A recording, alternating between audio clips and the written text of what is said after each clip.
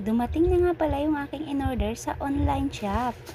Tara, samahan niyo ako guys. At ito na nga, excited na akong i-open ang aking binili dito sa online. At tara guys, samahan niyo nga ako para sabay-sabay nating makita ang ating in-order sa online. At ito na nga guys, para makita niyo yung aking in-order, ay agad-agad ko na nga pinunit itong lagayan niya. Excited dyan. Charis! At ito na nga guys, very safe nga pala yung ating item. Naka-bubble wrap, balot na balot. At ayan, kumuha na nga ako ng gunting para makita na natin ang ating in-order. Excited dyan! At ayan nga guys, habang ginugupit ko yung bubble wrap na yan, ay ang dami ko nang iniisip. Charis! Wala lang, sinabi ko nga lang sa inyo guys, kasi masayang masaya talaga ako dahil nabili ko na yung item na gustong gusto ko. Matagal ko na talagang gusto yan guys, kasi nga gusto ko nang palitan yung aking selfie stick na nandito. Maliit lang din kasi yung aking ginagamit at ordinary lang din yun at murang mura lang talaga binili ko yun guys. 100 pesos lang, I think ganon, mga ganon. Pero ito talaga guys, medyo pricey siya, pero binili ko na rin kasi nga gustong gusto ko talaga siya guys. At ayan nga yung ilaw niya, naka-separate siya. At pwede mong ikabit yan doon sa kanyang selfie stick. Ayan, nalaglag pa yung kanyang cord. Wow!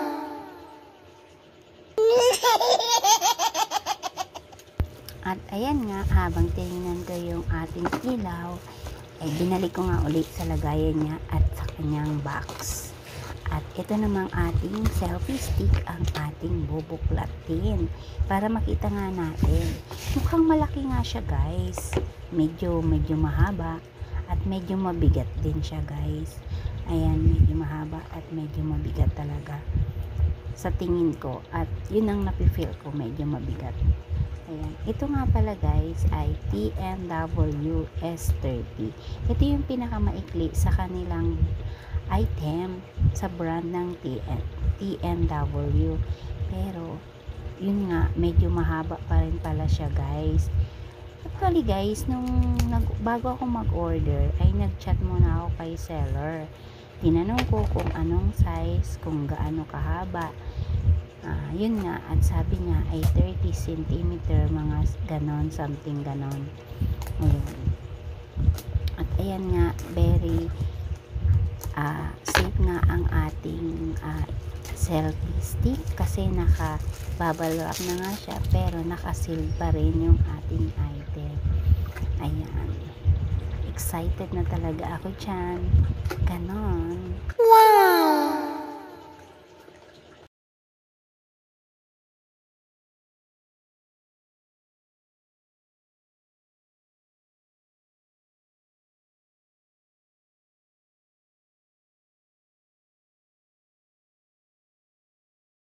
At ayan na nga guys, nalaglag pa yung kanyang cord. Excited na talaga ako dyan guys. At gustong gusto ko na nga itong magamit. Saktong-sakto, malapit na nga kaming umuwi. At nagpabakasyon kami sa Marinduque. Ayan nga guys, medyo mahaba talaga. Halos kulang-kulang 2 dangkal. Halos 1 dangkal at kalahati. Ayan. Nagustuhan ko talaga ito guys. TNW S30. Ayan. Dahil pwede siya sa camera na 360. At ayan, may kasama na rin siyang remote control.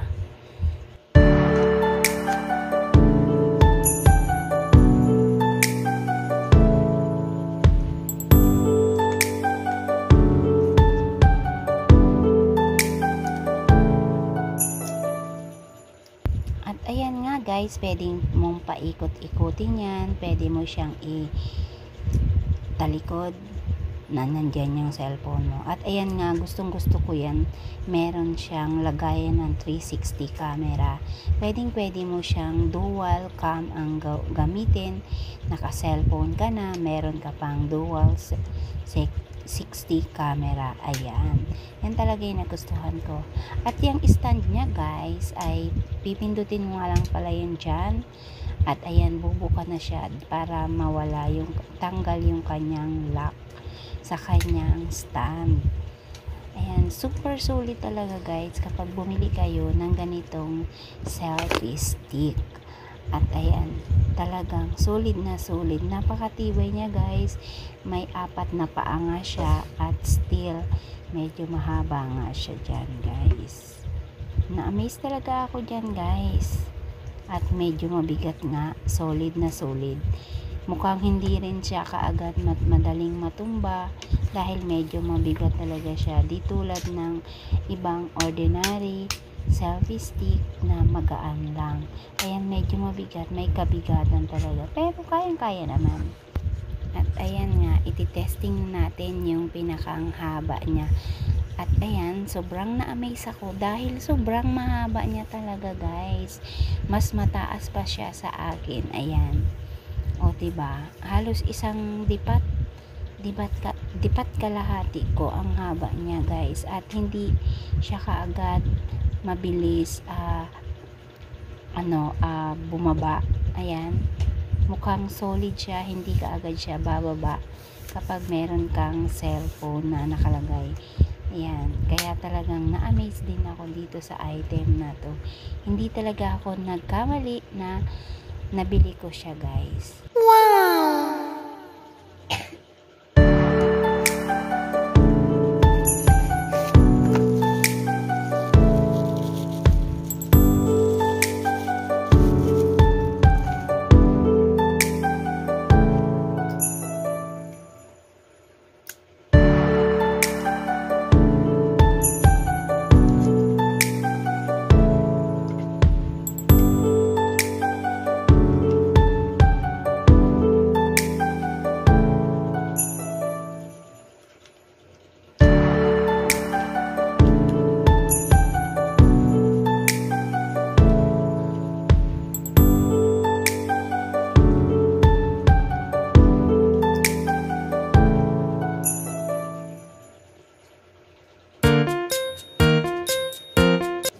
At ayan nga guys, tinitest na natin yung kanyang lamp. Medyo nahirapan tayo dyan kasi hinanap ko pa kung paano ko siya ikakabit.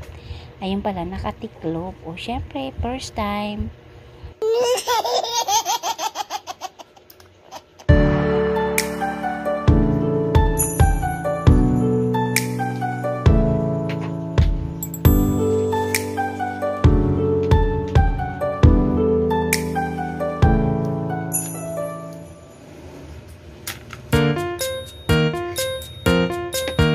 Ayan, at nagulat nga tayo dahil pagkalagay ko nung ilaw ay bigyang natanggal siya.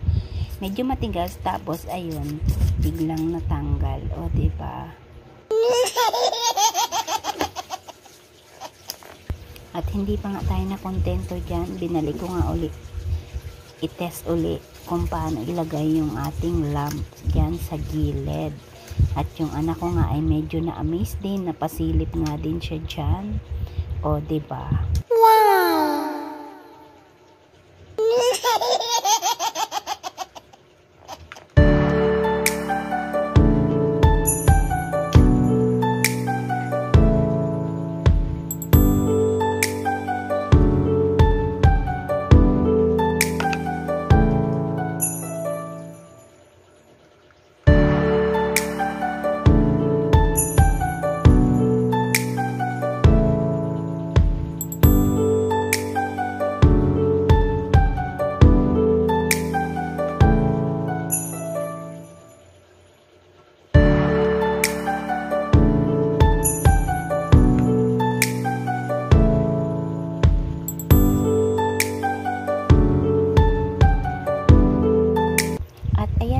Hindi pa tayo nasiyahan. Inulit-uli natin. Ilagay uli natin yung ating lamp dyan sa gilid sa lagayan ng my cellphone. At ayan, tinest natin yung ating ilaw dyan. Meron nga pala dyan isang pindutan at 3 lights yung pwede mong pagpilian dyan. Ayan.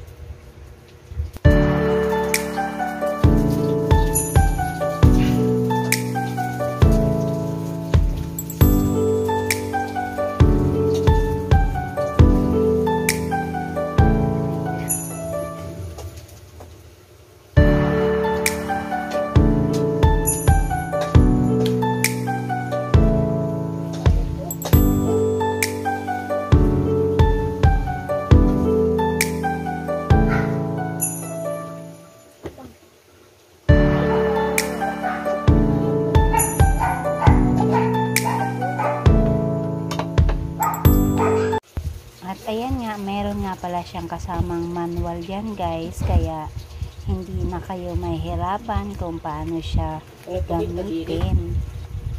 Ayan, meron siya dyang instruction at madali lang din siyang maintindihan dahil English naman yung note na nakalagay dyan guys. So, yun lang. Sana nag-enjoy kayo sa video na to guys.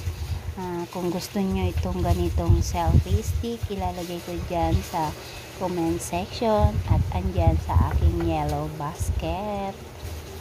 Thank you for watching guys. Kung hindi pa kayo nakasubscribe sa aking channel, please click notification bell down below para updated kayo sa aking mga video na ina-upload. Bye bye!